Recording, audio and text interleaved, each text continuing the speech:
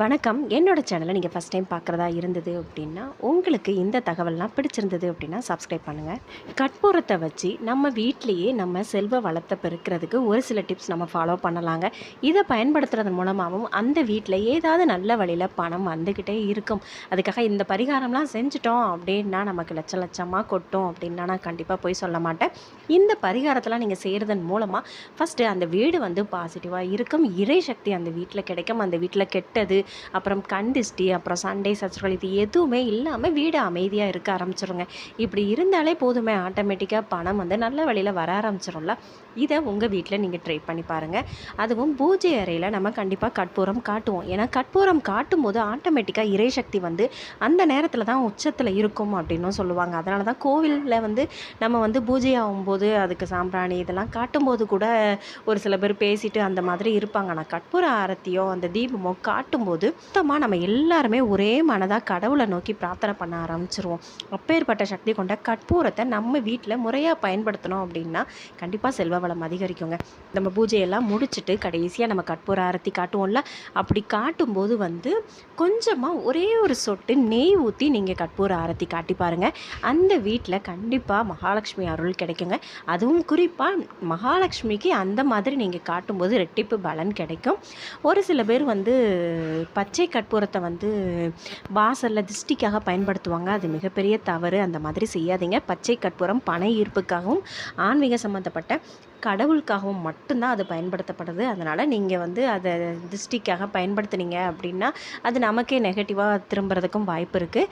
நீங்கள் வந்து மெயினாக பச்சை கற்பூரமும் ஆரத்தி எடுக்கலாங்க. அது பண ரீதியாக ரொம்ப பிரச்சனையில் இருக்கும் அப்படின்னு சொல்கிறவங்க 48 நாள் தொடர்ந்து பச்சை கற்பூரத்தை மகாலட்சுமிக்கும் நாராயணருக்கும் தொடர்ந்து காட்டிட்டு வரும்போது அந்த வீட்டில் பணப்பிரச்சனையே இருக்காது அப்படின்னு சொல்லுவாங்க. அதுவும் பச்சை கற்பூரத்தால் தொடர்ந்து மற்ற கடவுளுக்கு வந்து நான் பச்சை கற்பூரம் ஃபுல்லாகவே எனக்கு அந்த மாதிரி காட்ட முடியாதுங்க அப்படின்னு நினைக்கிறவங்க மகாலட்சுமிக்கும் பெருமாள் ஃபோட்டோவுக்கு மட்டுமே நீங்கள் வந்து பச்சை கற்பூரத்தால் ஆரத்தி காட்டுங்க. அதுக்கப்புறம் நீங்கள் ஈவினிங் கண்டிப்பாக விளக்கேற்றுவீங்க. ஒரு சில பேர் தான் ஏற்ற மாட்டாங்க. ஈவினிங் விளக்கேற்றுறவங்க தொடர்ந்து டெய்லி கூட ஈவினிங் விளக்கேற்றுறதுக்கு முந்தி வாசலில் வந்து கற்பூரத்தை ஏற்றி வச்சுட்டு வீட்டுக்குள்ளே வந்து நீங்கள் பண்ணுங்கள். அவ்வளோ சக்தியாக இருக்குங்க. அது வந்து நீங்கள் வீட்டில் விளக்கேற்றிட்டு கொண்டு வாசலில் கற்பூரம் காட்டக்கூடாது. கற்பூரத்தை வாசலில் எரிய விட்டுட்டு அதுக்கப்புறம் வீட்டில் இருக்கிற விளக்கை வந்து ஏற்றுனீங்க அப்படின்னா அவ்வளோ சக்தியாக இருக்கும். அதுவும் ஒரு சில பேர் வந்து காலையில் பிரம்ம முகூர்த்த நேரத்துலலாம் எந்திக்கிறவங்க வந்து அவங்க வீட்டு வாசல்லையே அந்த கற்பூரத்தை ஏற்றி வச்சுட்டு தான் அன்றாடம் வேலையை பார்ப்பாங்க. அதாவது வாசல் தொளிச்சு கோலம் போட்டுட்டு ஒரு சூடத்தை ஏற்றிட்டு உள்ளே வந்துடுவாங்க.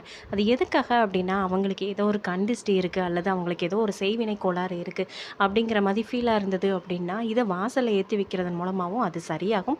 அது மட்டும் இல்லை, ஒரு சில பேர் பண ரீதியான பிரச்சனை சரியாகணும் அப்படின்னு நினச்சிட்டு கூட இந்த பிரபஞ்சத்துக்கு இந்த மாதிரி சூடத்தை ஒரு இத்தனை நாள் ஏற்றுறேன் அப்படின்னு சொல்லிட்டு அந்த பிரபஞ்சத்துக்கு நம்ம இந்த சூடத்தை காட்டுவதன் மூலமாகவும் அந்த வீட்டில் பண ஈர்ப்பு அதிகமாகும் அப்படின்னு சொல்லுவாங்க. ஏன்னா டெய்லி முடியாதவங்க ஒரு 21 நாள் 48 நாள் நீங்கள் தொடர்ந்து செய்யும்போது உங்கள் வீட்டில் என்னெல்லாம் பாசிட்டிவான எனர்ஜியாக எந்த விஷயம்லாம் நடக்குதுன்னு மட்டும் நோட் பண்ணி பாருங்கள்.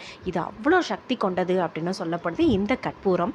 அது மட்டும் இல்லை, நீங்கள் வந்து டெய்லி உங்கள் வீட்டில் கற்பூரம் ஒருத்தங்களுக்கு ரொம்ப முடியாமல் இருக்குது, அதாவது கண்டிஸ்டியாக இருக்குது, நோய்வாய்ப்பட்டு இருக்குது, நல்லா படிக்கிற பையன் திடீர்னு படிக்க மாட்டாங்க, நல்ல வேலைக்கு போய்கிட்டு இருந்தாங்க வேலைக்கு போக மாட்டுக்காங்க, நல்லா இருந்த பொண்ணு வந்து திடீர்னு ஒரு முகம் பொலிவே இல்லாமல் ரொம்ப டல்லாக அந்த மாதிரிலாம் இருக்கிறா அப்படின்னு ஒரு ஃபீல் ஆச்சு அவங்களுக்கு அப்படின்னா உங்கள் வீட்டில் மொத்தத்தில் நெகட்டிவாக ஏதாவது சம்திங் நடக்கு அப்படிங்கிறவங்க உங்கள் வீட்டில் இருக்கிற எல்லாருக்குமே தனித்தனி ஆட்களை நிப்பாட்டிட்டு ஒரு சூடம் அல்லது 2 சூடம் ஒவ்வொருத்தங்களுக்கும் எடுத்துகிட்டு தனித்தனி சூடமாக எடுத்துட்டு நல்லா திஷ்டி சுற்றிட்டு நைட்டு கொண்டுட்டு போய் வாசலில் கொளுத்திட்டு கதவை சாத்திருங்க. தண்ணியெல்லாம் தெளிப்பாங்க, சில பேர் தெளிக்க வேண்டாம், கதவை பூட்டிட்டு வந்துருங்க. அதோடு உங்களுக்கு அந்த கண் திஷ்டி சரியாயிரும். இதையுமே நீங்கள் டெய்லி ஃபாலோ பண்ணணும். ஏன்னா கற்பூரம் வந்து திஷ்டி எடுக்கிறதுக்கு முறையாக இந்த மாதிரி பண்ணும்போது ஒரு சில திஷ்டி எப்போவுமே வரது. ஒரு சில பேர் வெள்ளி செவ்வாய் மட்டும்தான் பண்ணுவாங்க. அது அப்புறம் நீங்கள் சூடம் பொருத்திட்டு ஒரு சில பேர்லாம் வெளியே அப்போ தான் கடைக்கு போவாங்க. அந்த மாதிரி செய்யக்கூடாது. ஏன்னா திஷ்டி கழிச்சிட்டோம் அப்படின்னா சொல்லுவாங்க. ஏன்னா அந்த கண் திஷ்டி அந்த இது நெகட்டிவ் அது வெளியே நம்ம அந்த ஆரத்தி காமிச்சு முடித்த உடனே அது வெளியே நிற்கும் அப்படின்னு சொல்லுவாங்க. அப்புறம் திரும்ப மறுபடியும் அது வந்து அந்த கண் திஷ்டி நம்ம மேலே வந்து ஒட்டிக்கிடும் அப்படின்னு சொல்லுவாங்க. ஏன்னா முன்னோர்கள் அந்த மாதிரிலாம் சொல்லுவாங்க.